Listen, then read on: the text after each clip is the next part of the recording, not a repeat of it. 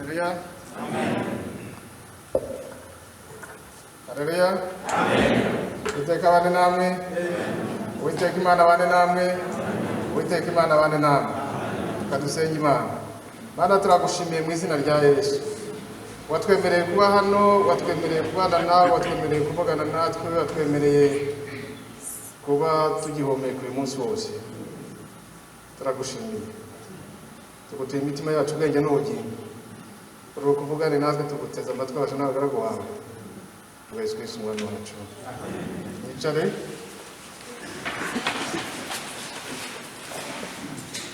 Mana yacu ishimwe cyane ubwo iki cyumweru yaduhaye kubw'amahirwe yo kubaho no kuba twahuriye hano uyu munsi. Turimo turagenda ducuma kandi dusatira iherezo ry'iminsi y'igisibo. Tumaze kurenga icya kabiri ho gatoya kandi turakomeje igisibo cy'iminsi 40. Iminsi 40 ifite ibisobanuro byinshi ku buzima bwacu, ku buzima bw'abantu b'Imana, kuva mu isezerano rya kera kugeza mu isezerano rishya.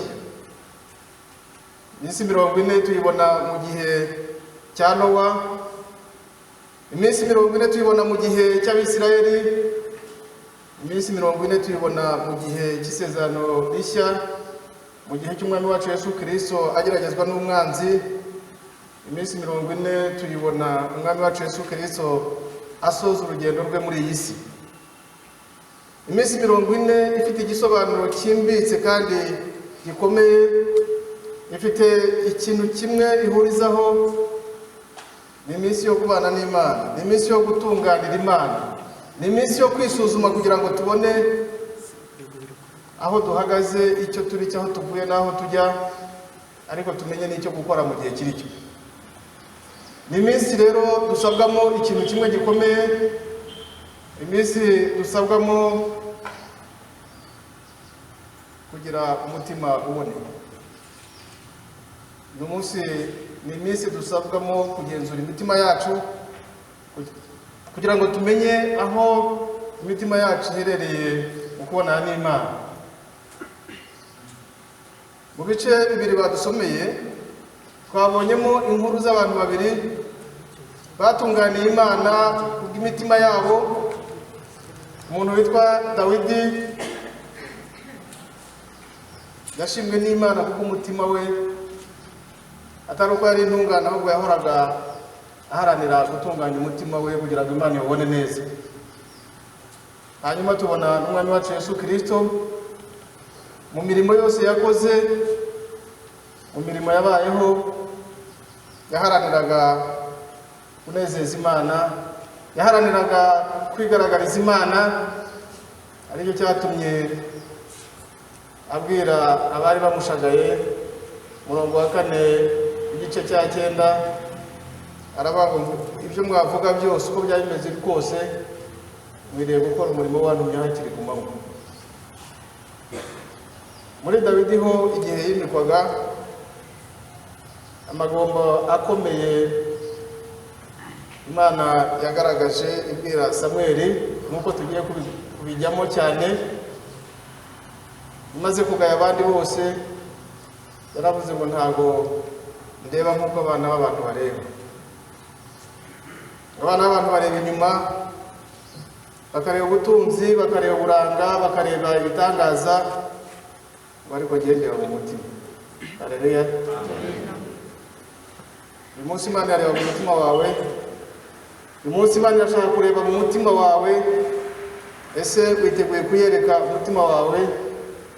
Ese iyi minsi 40 irasiga wateguye umutima wawe kugira ngo Imana nirebamo isage ibone nk'uko ikwifuza? Mu nkuru badusomeye igitabo cya mbere cya Samweli, batubwiye umwami Dawidi ariko uko yimitswe. Banze nibutse ko Dawidi ni izina risobanura ngo ukundwa n'Uwiteka, ukundwa n'Imana. iri jambo Dawidi riboneka muri Bibiliya kuva mu itangiriro kugera mu byahishuwe inshuro 1000 ndetse zirenga. Iri zina gusa ubwari. Nibutse ko uyu Dawidi yari mwene Yese cyangwa Yesaya, ari umwana wa munani. Nibutse ko uyu Dawidi afitanye amasano ya hafi mu miryango n'umwami wacu Yesu Kristo, nk'uko tubibona mu butumwa bwiza bwa Matayo igice cya mbere turasoma umurongo wa mbere, dusoma wa 5 wa 6 ndetse n'uwa 15 kugeza wa 17. Umurongo wa mbere uvuga ngo amasekuruza ya Yesu Kristo mwene Dawidi mwene Aburahamu ngayo. Hanyuma bakatubwira ngo Salomoni, ubwo nakomeje ku murongo wa 5, yabyaye Bowazi kuri Rahabu, Bowazi yabyaye Obedi kuri Rusi, Obedi yabyaye Yesayi, Yesayi yabyaye umwami Dawidi, yabyaye Salomo kuri Mikaya. Umurongo wa 15, Yehudi yabyaye Eliyazari, Eliyazari yabyaye Matani, Matani yabyaye Yakobo, Yakobo yabyaye Yosefu umugabo wa Mariya ari we nyina wa Yesu witwa Kristo. Haleluya. Ibyo biratubwira Dawidi ndetse bikanatubwira Dawidi na Yesu uwo bari we. Ariko Dawidi uyu nguyu turimo kuvuga yagiriwe icyizere na se kubera ibintu bibiri yamubonagamo ubunyangamugayo, akamubonamo kumenya icyo akora, responsable, kandi akamubonamo ishyaka hakiri kare. Ibi bigaragazwa nuko uyu mwana muto yari akiri mutoya, ise amugirira icyizere, amuha inshingano zo kuragira intama ze. Mu muco wabo ntabwo ari ibintu byari byoroshye. Intama zari ubutunzi n'isoko y'ubutunzi n'umutima w'abaguri. Nuko se amugirira icyo cyizere kuba uko yamubonaga. Bakuru be bose bari bagihari, ariko ise aba ari wagiriye icyizere cyo kuragira amatungo. Ntabwo ari ibyo gusa, Imana nayo yamugiriye icyizere, ariko ibanza kumushyira ku isomo, kumutegura, iramutoza, imutoreza mu buzima bukomeye, imutoreza mu buzima bugoye. Muri icyo gihe cyo kuragira, ingero ebyiri tuzi zikomeye nuko aho yatorezwaga muri urwo rwuri, Dawidi Imana yamuhaga ibigeragezo bikomeye. Kimwe yamuhaye kurwana n'idubu, arayirwanya arayitsinda. Ikindi yamuhaye guhangana na Goliyati, kandi nawe yaramutsinze. Ibi byose ku bw'umuteguro w'Imana. Birashoboka ko nawe uri hano ushobora kuba ufite kimwe muri ibi. Abantu bakugirira icyizere aho uri, mu kazi uriho, umuntu uguha amabanga ye, umuntu ukubwira icyo atekereza, umuntu ugusanga akagusaba ubufasha. Hari icyizere akubonamo, hari umutima akubonamo, hari impamvu. Nuhura n'ibigeragezo nk'ibyo Dawidi yahuye nabyo akiri muto cyangwa birenzeho, ntuzacike intege. Birashoboka ko ari umuteguro w'Imana. Birashoboka ko ari ishuri ry'Imana urimo, utitaye ku kigeragezo urimo guhura nacyo. Ahubwo nuhura n'ikigeragezo ujye utekereza ko hari icyo Imana ishaka kugukoresha. Ababyeyi iyo barera abana, akenshi babashyira mu masomo, mu bigeragezo bito binini, kugira ngo bazarebe ko abana babo bazaba intwari. Ikigeragezo kivuga ngo uri ku ishuri, ariko iryo shuri rirashaka ko uzarivamo watsinze, kandi uko gutsinda bikazaguhesha indi ntera ikurikiyeho. Dawidi kubera gutsinda ibi bigeragezo, gutsinda aya masomo yacagamo, yagiriwe icyizere. Igice cya 8 iki gitabo cya mbere cya Samweli, tuhasanga inkuru yuzuzanya n'umurongo wa mbere badusomeye, icyatumye Dawidi aza kwimikwa. Igihe cyarageze Abisirayeli, Imana niyo yabatoranirezaga umuyobozi agakora uko Imana yamubwiye. Ariko iki gice cya 8 cya Samweli wa mbere umurongo wa 5, nuko ngo Abisirayeli baza kugeraho baritonganya. Samweli yari ashashe niwe wari umwami, nuko ngo bamugabaho igitero. Baragenda baramubwira bati turabona ushaje ntacyo kimaze, igihe kirageze ngo utwimikire umwami natwe tumere nk'andi moko. Bibiliya iratubwira ngo Samweli yarababaye, ababaye ajya gutakira Uwiteka. Abantu barishakira undi mwami cyangwa barishakira uwo bashaka kugira ngo bakore ibyo bishakiye, be kugendera ku bushake bw'Uwiteka. Uyu munsi ikibazo dufite mu isi ya none, kuva Amerika, Uburayi kugera muri Afurika, abantu ntibagishaka kuyoborwa n'Imana. Abantu barashaka kwishyiriraho ibyo bashaka kugira ngo bakore ibyo bashaka batabwirijwe n'Imana. Nicyo kigaragara ugeze mu rubyiruko, ugeze mu bagore n'abagabo, ugeze mu bana, ugeze mu bayobozi, ugeze mu bihaye Imana. Ntabwo abantu bagishaka kuyoborwa n'Imana. Abantu ntibagishaka kubaza Imana, abantu ntibagishaka kuyoboza Imana. Niyo mpamvu uyu munsi ubuyobozi bwose abantu baca mu nzira z'ubusamo, bikava muri politiki bikagera mu madini n'amatorero, bikava mu buryo bw'ubusabane n'ibisanzwe, bikagera no muri ya matsinda matoya n'amanini. Abantu bagashaka gushyiraho umuntu bishakiye uzatuma bakora ibyo bishakiye batayobowe n'Imana. Uyu munsi ni ikibazo cyanjye nawe, ariko ni ikibazo cy'umutima wanjye n'uwawe.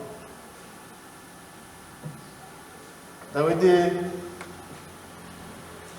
kubw'umutima we yatoranijwe n'Imana, Yesu Kristo yatoranijwe n'Imana. Uyu munsi ni njye nawe. Iminsi 40 irakubaza ngo mbese witeguye ute? Uyu munsi urashaka kuyoborwa ute? Uyu munsi urashaka kuyoborwa nande? Na muntu ki? Aho ntushaka kuyoborwa n'umutima nama wawe gusa, aho ntushaka kuyoborwa n'amarangamutima, aho ntushaka kuyoborwa n'uzakora ibyo ushaka. Bibiliya iratubwira ngo mu minsi ya nyuma ngo amatwi y'abantu azaba barya bashaka kumva, kujyana no kuyoborwa n'amarari yabo.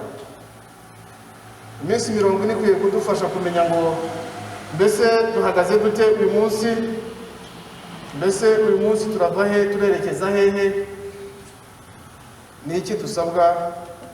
Ariko turasabwa umutima uboneye, turasabwa umutima ushaka Imana, turashaka umutima uteguwe n'Imana, turashaka umutima uyobowe n'Imana. Dawidi yari umukiranutsi. Dawidi yari umuntu wari ufite umutima umeze nk'uko Uwiteka ashaka. Niyo mpamvu mu gihe Samweli agiye gutakira Imana, Imana ntiyazuyaje, yaravuze iti wewe ibyo ugiye guhangayikisha bareke. Ndetse ukibareka, tegura ibikoresho byose, fata ihembe ry'amavuta, hanyuma ugende ujye kukwereka, ujye kwa Yesayi, ujye kwimika. Ntabwo byamworoheye, yabanje kugira ubwoba. Aravuga ati Sawuli nabimenye azanyica. Sawuli niwe wari umwami, kuko bamaze gutera hejuru Samweli bashatse Sawuli. Sawuli araza abereka aho abera Sawuli. Ikintu gikomeye yakoze nuko yabatandukanije n'Imana, ajya bavuga ko ari we mwami wagiye mu bigirwamana byinshi bibaho by'amoko yose by'ingano yose, ashyira Uwiteka ku ruhande. Niyo mpamvu umurongo wa mbere twasomye, igihe cyarageze Imana itegeka Samweli kujya gushaka undi. Sawuli uyu nguyu murabizi, amaze kwima yakoze nk'uko amaraso ye yamubwiraga n'umutima we wamubwiraga n'abantu bamubwiraga,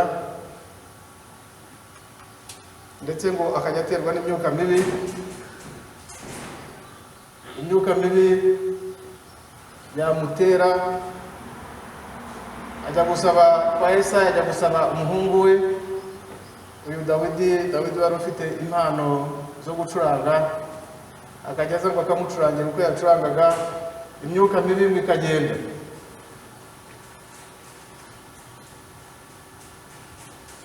Kugeza igihe Dawidi uyu nguyu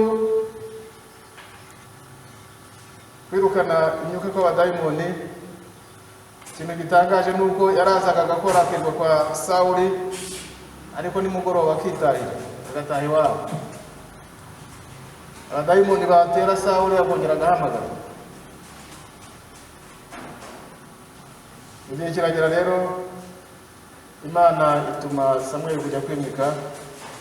Samweli agira ubwoba ati, Sawuli ndamuzi, ni umugome, nabimenya azanyica. Imana imubwira ubwenge, iramubwira iti, we ntuzabujye kujya kwimika umwami, uzafate intama yawe ugende ubabwire gusa ko uje gutambira Uwiteka. Niko byagenze. Yafashe ihembe ry'amavuta, afata umwana w'intama, ndetse Bibiliya yatubwiye ngo ahingutse mu marembo y'umurwa n'umudugudu, abantu bose ngo baramushagara. Nawe arababwira ati, jyewe ndaje gutambira Uwiteka kugira ngo bataza kumugirira nabi. Igihe kigeze, kuko yari yamutumye kwa Yesaya, batangira kuzana abana bose, barazana ba Eliya, ba Abinadabu, ba Shama, baramanuka bose kugera ku wa karindwi, kuko nibo bari bizeye. Dawidi nta nubwo bamubaraga cyane, nuko Samweli akibona uwa mbere, nawe ngo yumvaga ariko bimeze, ariko Uwiteka aravuga ati, ntabwo ari ubu. N'uwa kabiri ntiyaba we. Bigera ubwo Samweli nawe ubwenge bw'Imana bumuzaho, uko babazana nawe agahita yumva ijwi rimubwira ngo si uwo si uwo, atangira kwibaza ko yavangiwe. Nuko bose barangije aravuga ati, nta wundi. Bari bashatse kuvuga ati, ni nkaho ari ntawe, ariko hari agahererezi kari aho ngaho. Nibwira ko uyu Dawidi iyo biba mu Kinyarwanda wenda bari kumwita Minani, kuko abana ba Munani bakunze kubita ba Minani. Uyu munsi birashoboka ko wicaye hano hari ibitari bube utarahagera. Iminsi 40 hari icyo Imana ishaka ko kitaba udahari. Iminsi 40 hari icyo Imana yateguye kandi yaguteguriye. Mu kigeragezo umazemo iminsi, mu rugamba umazemo iminsi, mu ntambara umazemo iminsi, yaba iy'ubukene, yaba iy'uburwayi, yaba iy'ubwanzi, yaba iy'ubushomeri, yaba iy'umugabo n'umugore, yaba iy'abana n'ababyeyi, yaba uyu munsi Imana muri iyi minsi 40 irashaka ko hari igikorwa uhari. Iragusaba umutima wawe, umutima uboneye, iragusaba umutima ukeye. Nuko ngo bamuzanye, Samweli akimukubita amaso, marayika w'Imana, ijwi ry'Imana riramubwira ati, nuhuta vuba. Nuko ngo ahuta vuba, ahita amusuka ya mavuta ku mutwe. Nuko umugambi w'Imana uruzuye, hanyuma ubutumwa yari afite arabusohoza. Niyo mpamvu Dawidi uyu nguyu Imana yashaka ko uyu mutima wawe umera nk'uwa Dawidi. Dawidi yari umukiranutsi. Dawidi yakundaga umuziki ariko akanacuranga afite impano. Aririmbye muririmba, mumenye ngo indirimbo muririmba ntizakagombye kuba izo kuba ibyamamare gusa, ntizakagombye kuba izo kumenya ngo no kwereka abantu kuri muri korali cyangwa uri muri worship team.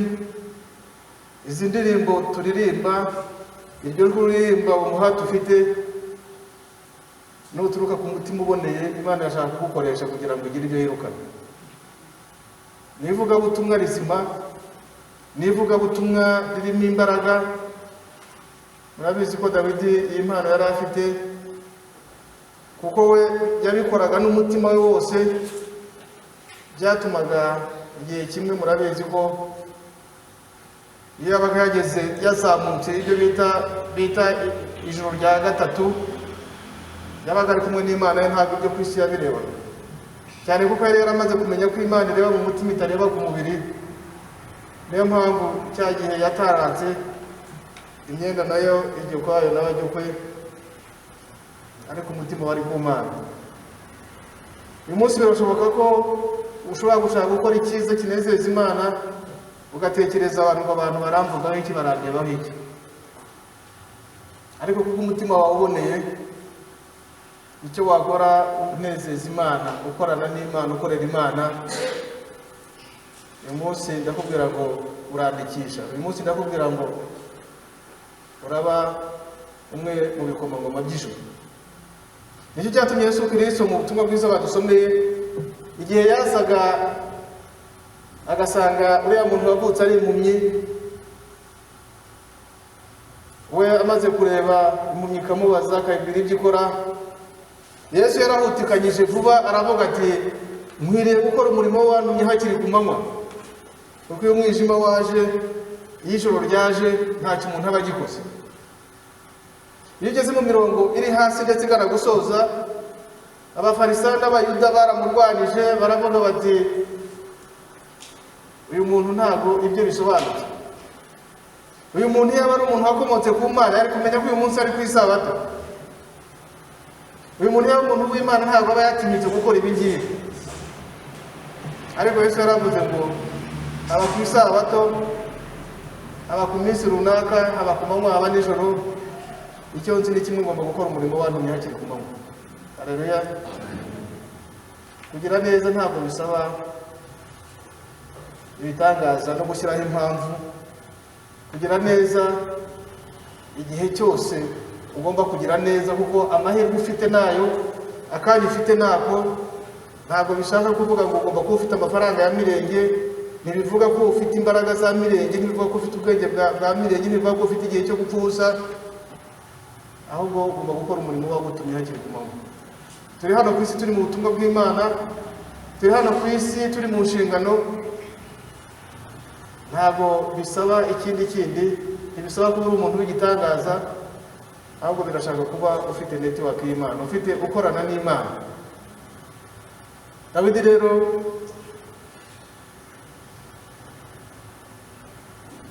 afite ibintu bike byamuranze ashaka gusorezaho muri ibi byose. Ngira ngo muri iki gihe cy'iminsi 40 naho igeze nisigaye, ndashaka kwivugira gusa ibintu bikeya na bitatu muri byinshi byaranze Dawidi, ariko byaranze umutima uboneye wa Dawidi, byaranze umutima uri ku Mana.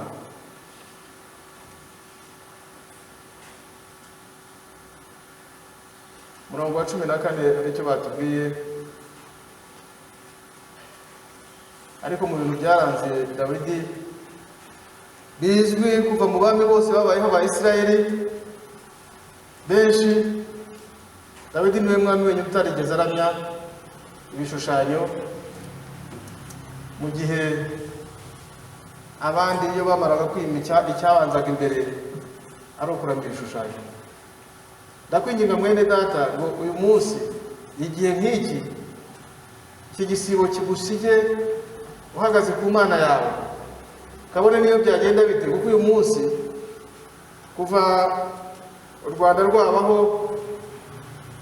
abantu bamenye Imana nyamana, ariko igihe kiragera abantu barabajijisha, bazanaho ibigirwamana, bazanaho kuraguza no guterekera, kugeraho abantu bageze naho bajya gushaka imbaraga z'umwijima, ariko bakabagirwa ko Yesu Kristo yaravuze ngo ndi mu isi ndi umucyo w'isi.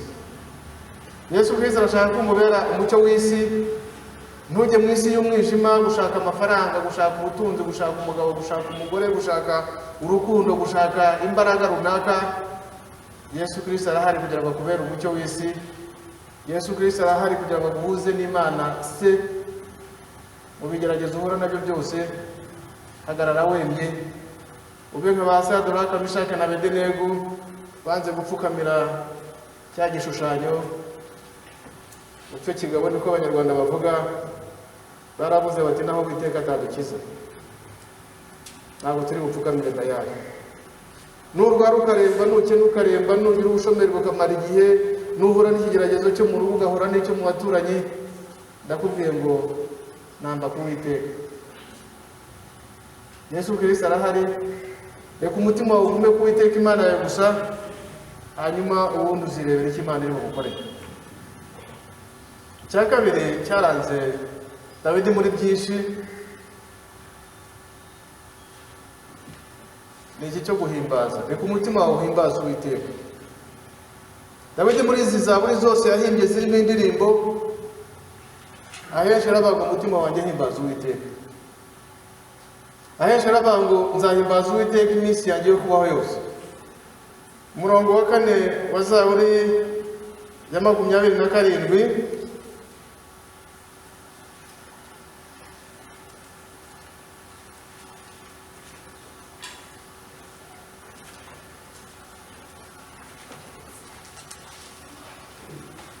Dawidi yarasabye ngo icyo za Uwiteka ni kimwe no kuzajya mba mu nzu y'Uwiteka iminsi yose, nkareba ubwiza bwe, nkitegereza insengero ze, kuko ku munsi w'amakuba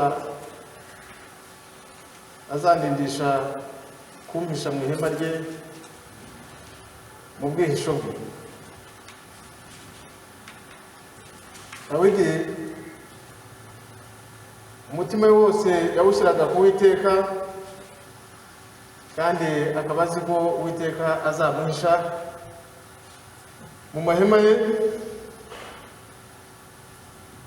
ariko akaba azi ko ibyo byose yabikoraga mu ndirimbo, akaba azi ko kuririmba nicyo kintu cyatumaga afungura amarangamutima ye, kugeza ubwo yafunguraga ntiyibuke ko ashobora no kwambara ubusa.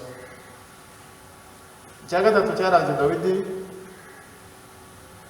umutima w'imbabazi, umutima w'urukundo. Aha niho hantu dusanga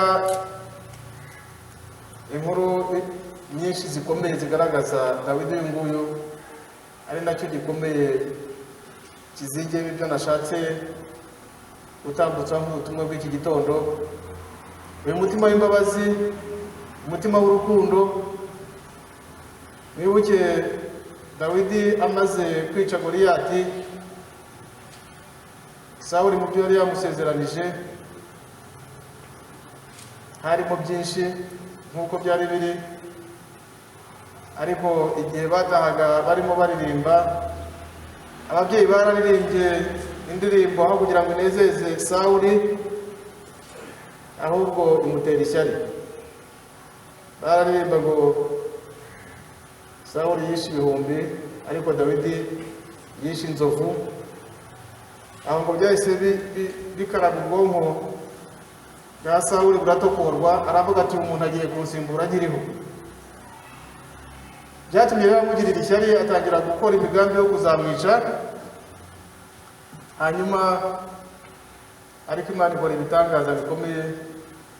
Umwana wa Sawuli witwaga Yonatani aza gusa naho ari intumwa y'Imana, akundana na Dawidi, akajya amubwira byose. Bibiliya iratubwira ngo bagize umutima w'inkubirikanye.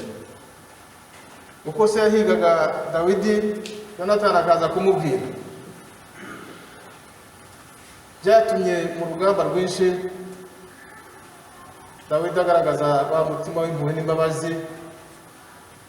Ingero zimwe dusanga muri Bibiliya, rabizi Dawidi yigeze gusanga Sawuli yagiye gupfuka ibirenge, nuko aramureba aramwihorera, cyakora amusigira ikimenyetso ngo akata ku kinyita cy'umwenda we, atwara igipande nk'ikimenyetso cyo kumwereka ko yashaka aba yamwishe. Ikindi gihe ari kumwe n'umugaragu we cyangwa se n'uwo bagendanaga, asanga umwami n'ingabo ze zasinziriye. Umugaragu aramubwira ati, rero Dawidi, ntugire ngo hari ikindi, Imana yaguhaye umwanzi wawe,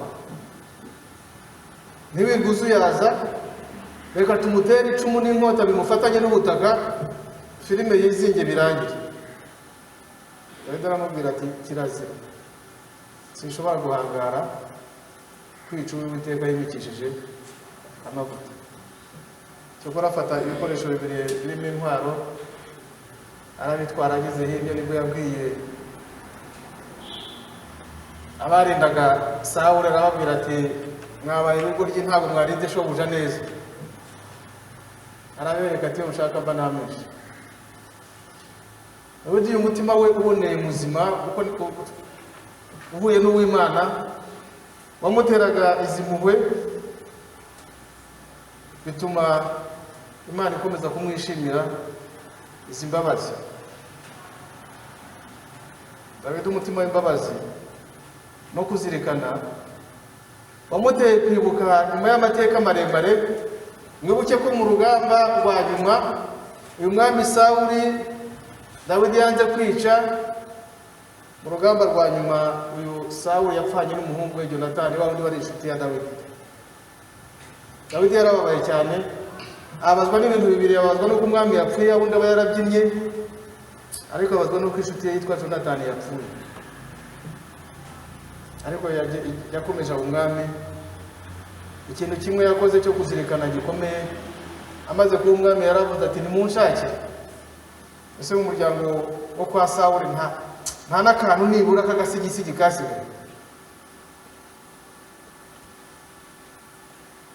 Baramubwira bati, ni nk'aho ari ntawe, ati hari ikintu cyasigaye cy'ikirema kiri aho ngaho kidashobotse.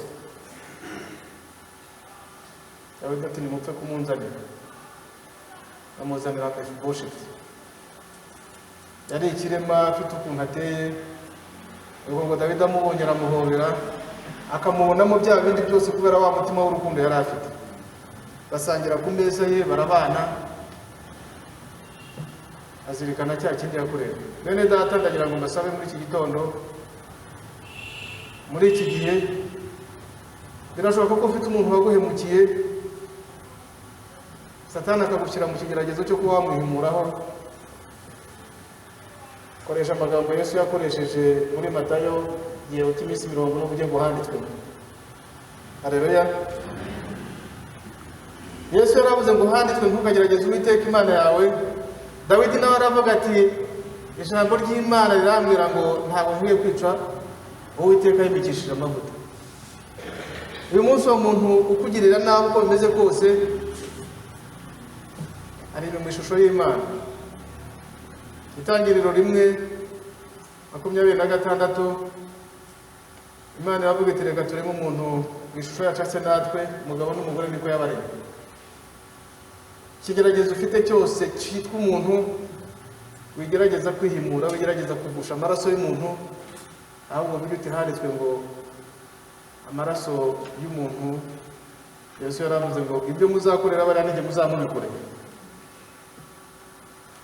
Muri iki gihe cy'igisibo, gira umutima uzirikana, gira umutima wibuka ngo kuba ukiriho ntabwo ari impuhwe z'agaca, ariko n'ubuntu bw'Imana. Kubw'ineza Imana yakugira ukaba utarapfuye, kubw'ineza Imana yakugira ukaba ukiriho, no kubaho kundi uzabaho. Shaka ugirira neza muri iki gihe, bikeya ufite usangire n'umuntu, imbaraga nke ufite ufasha n'abantu, igihe ufite usangireho n'abantu, ariko tugire kubabarira. Babarira uwakugiriye nabi, babarira uwakugirira nabi.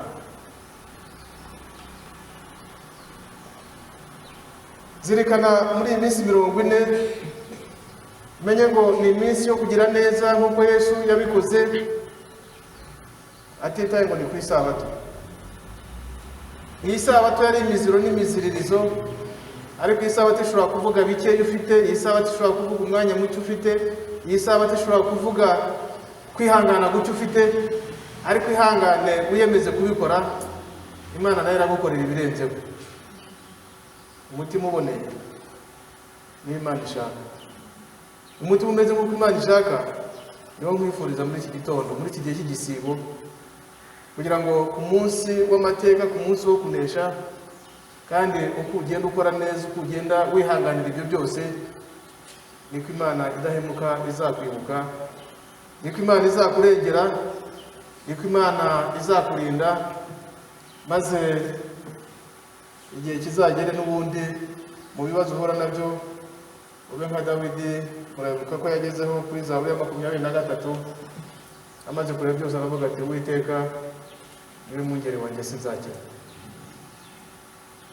Anjyanisha mu cyanya cy'ubwatsi bubisi, anjyana iruhande rw'amazi adasuma, asubiza intege mu bugingo bwanjye, anyobora inzira yo gukiranuka ku bw'izina rye. Naho nanyura mu gikombe cy'igicucu cy'urupfu, sinzatinya ikibi cyose. Ishyimbo yawe n'inkoni yawe nibyo bimpumuriza, untunganiriza neza mu maso y'abanzi banjye, ansize amavuta mu mutwe, igikombe cyawe kirasesekara.